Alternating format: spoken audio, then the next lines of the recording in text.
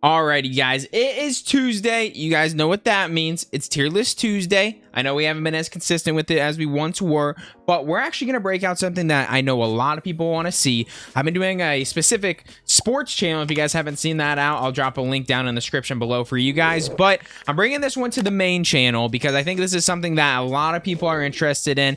It's playoff basketball time, and I am going to rank the best basketball teams and like chances to win the championship this year from S to D. You guys know how we do it around here. D's the worst. S is like you have a very good shot at winning it this year. So let's jump right into it, guys. Alrighty, guys. So jumping right in today, we are going to be starting with the Memphis Grizzlies. This one's a tough one because obviously they're very good. They're the number 2 team in the league this year, but I think they have to go A tier for me. I think they're going to get a lot of playoff experience this year, but I think they're still a year away from being like that S tier contender, just because obviously, first off, they have probably the most exciting first round matchup. It's either Boston and the Nets or Minnesota and the Grizzlies. I think both those series are going to go 6 or 7 games, but I think Memphis as a whole, like, they're just really young. John Morant's obviously a freak. Bane drains from 3. Steven Adamson's been a consistent big. Jaren Jackson's leading the league in blocks. I mean, they have a lot of talent there. So it's not crazy to think that they could win it this year. But I think there's a little bit more experienced teams. Obviously, I'm wearing a Suns shirt because I'm going to be a little bit biased, but I'm going to try to make this as non-biased as possible. I obviously just watch the Suns the most, but I'm going to give you guys a non-biased opinion on all of this because I watch sports and enjoy sports, and I know when a team's good and when a team's bad. So, Milwaukee Bucks, they have to be S tier. Defending champions. Team didn't change too much in the offseason. I will say PJ Tucker is seeming to be a bigger piece than people thought, losing him, because their defense is significantly worse this year. For someone that really doesn't score much, he apparently meant a lot to their team. So I'm interested to see where they kind of land in the playoffs. I think they're going to go, it's not going to be a smooth ride like last year. I guess KD and them took them to 7 last year, but I feel like the way the rules have changed, another year, people have kind of picked up bigs. Like Giannis isn't just going to be able to take over. So it's going to be interesting to see where that goes. Next, we have the Toronto Raptors. I would probably put them at probably a D tier to win it all this year.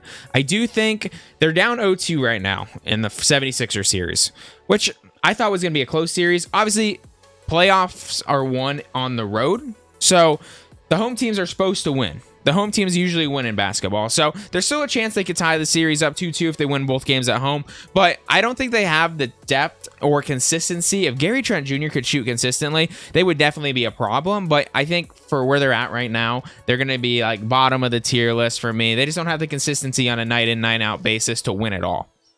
The Atlanta Hawks are also going to be D tier for basically the exact same reason, except the Raptors actually play defense.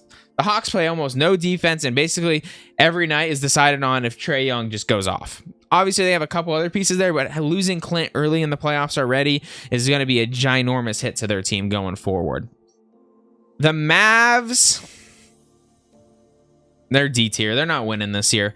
Luka's hurt, and they really shouldn't rush him back at all. Luka needs to really work in his offseason to get like in better shape to stay healthy, because everyone knows he comes in a little flabby around the tummy area. For someone that's as talented as he is, like, he should really just be in great shape at coming in from the off seasons. But Brunson put up 41 tonight and made a spectacular kind of upset win against the Jazz. So they might make some noise in that series. You never know. The Mavericks do have a couple pieces that come off the bench and like can play really well on a night-in basis. So I'm interested to see where their series goes, but I don't think that I can see them winning it at all this year.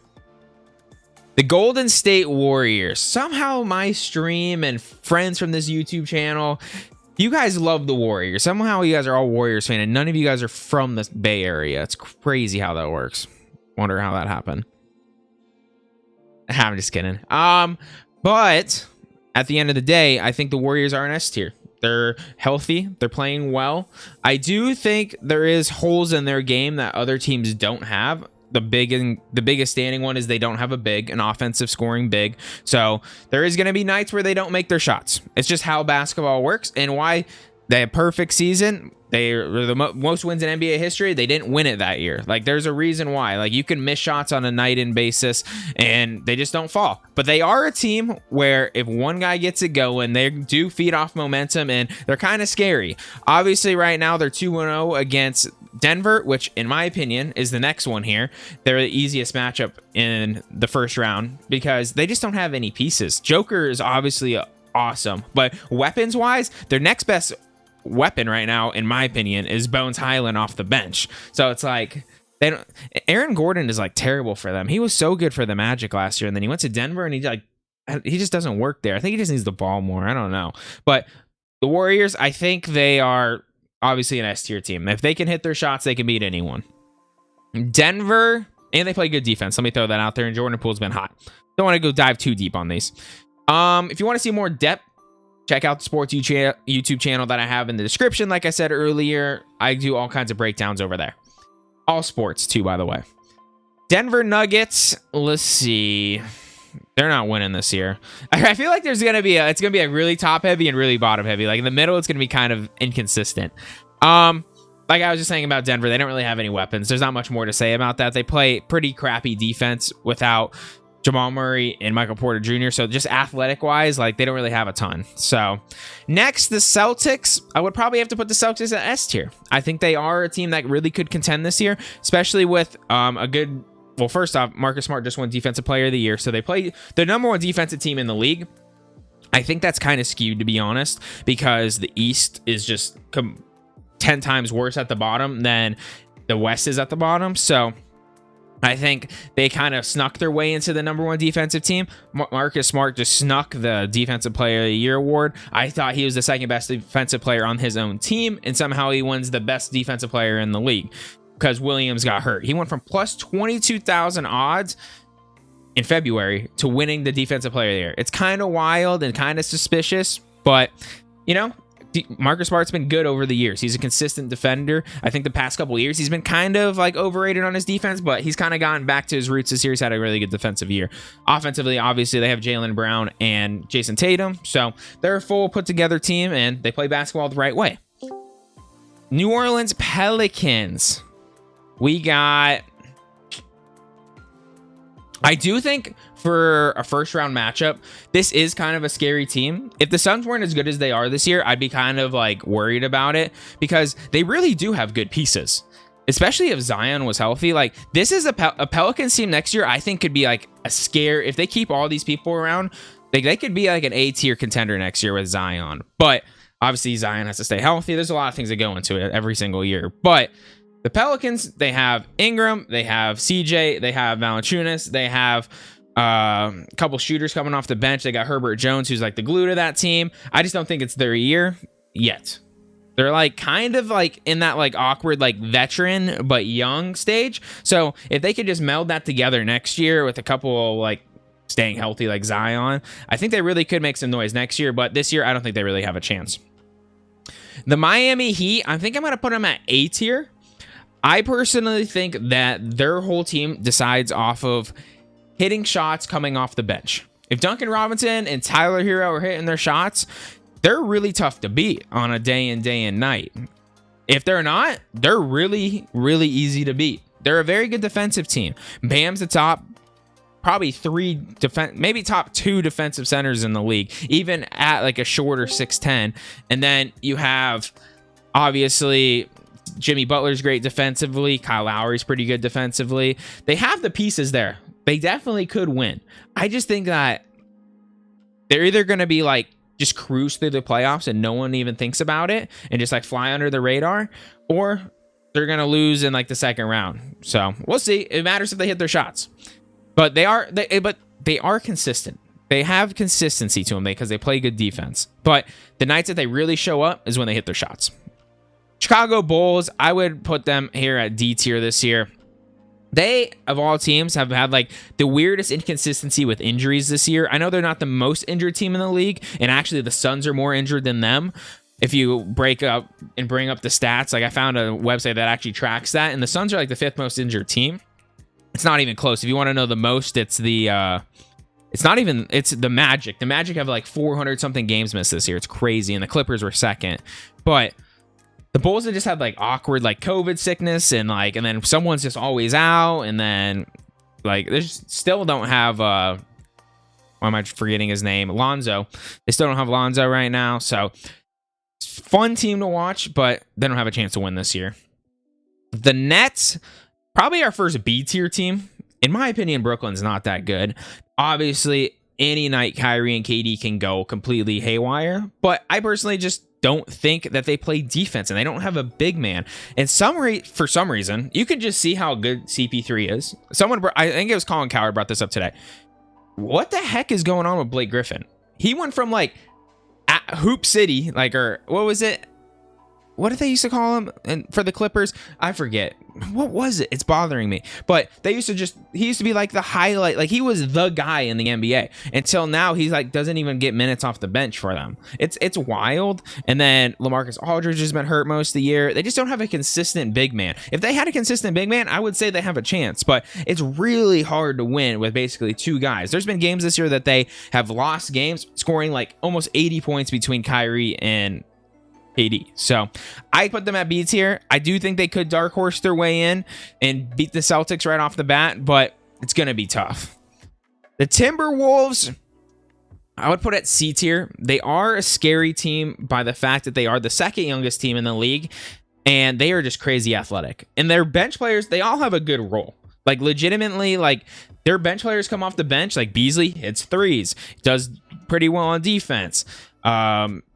You have Vanderbilt that comes off the bench. He gets rebounds. Like they have legitimate depth to their bench. It's just if they could get their big three between D'Lo, Towns, and Ant-Man every single night to play well, they would be so hard to beat on a day-in basis. And I do think there's a legitimate chance that they're going to beat the Memphis Grizzlies because if they stay hot, it's hard to slow them down offensively. Like they are a legit offensive team, but defensively, they definitely have some big ass holes. So I wouldn't say that they're going to win this year, but coming years, they're scary. The 76ers, I'm going to put at A tier.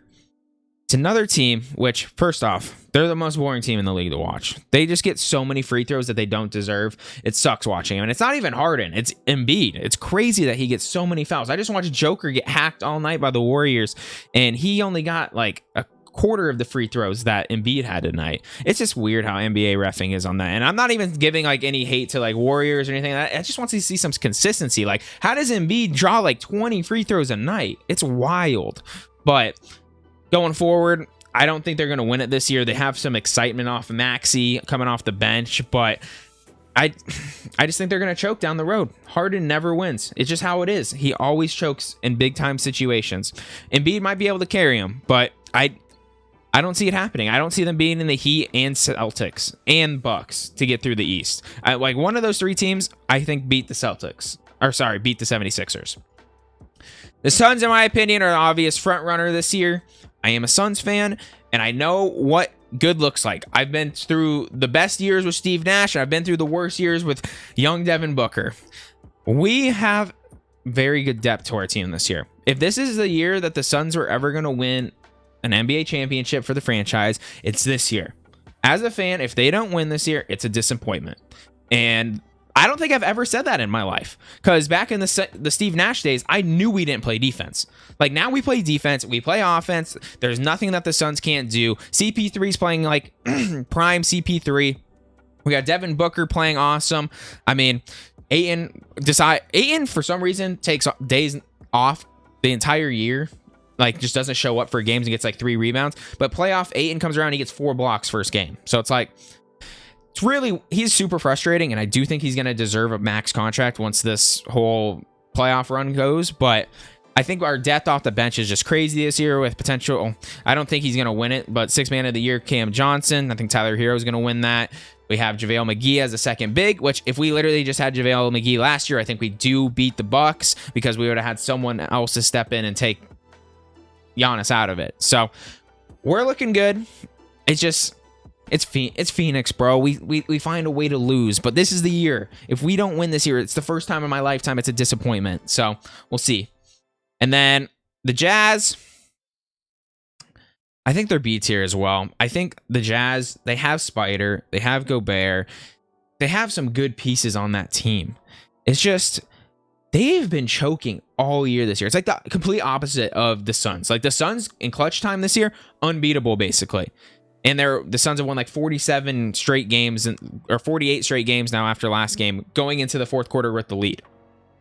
The Jazz blow so many games, including tonight. Yes, Brunson had like the greatest game of his life, but they still blew another game in the fourth quarter, and Spider choked down the stretch. So I think the pieces are there for them to make a good run, but if you can't clutch out and finish games, you're never going to win. So that is the playoff bracket for me, guys. I think these S tier teams are who could win it all. A teams, they could win it all. B teams are like, they could sneak their way in there. And then from down here, they're like either a year off or they got a few pieces they need. So going to be a really fun playoffs, guys. I think this is actually probably the most excited I've been for an NBA playoffs in a long time. Like there is legitimately 7 teams here that could win it. Like we have some really good teams. Unfortunately, it's a year where the Suns are really good. So it's like super competitive. But as a sports fan, I am super excited. So I appreciate you guys. If you guys did enjoy today's content, make sure you guys do drop a like on the video, subscribe to this channel and my sports channel in the description below, and I'll catch you guys next time. Peace.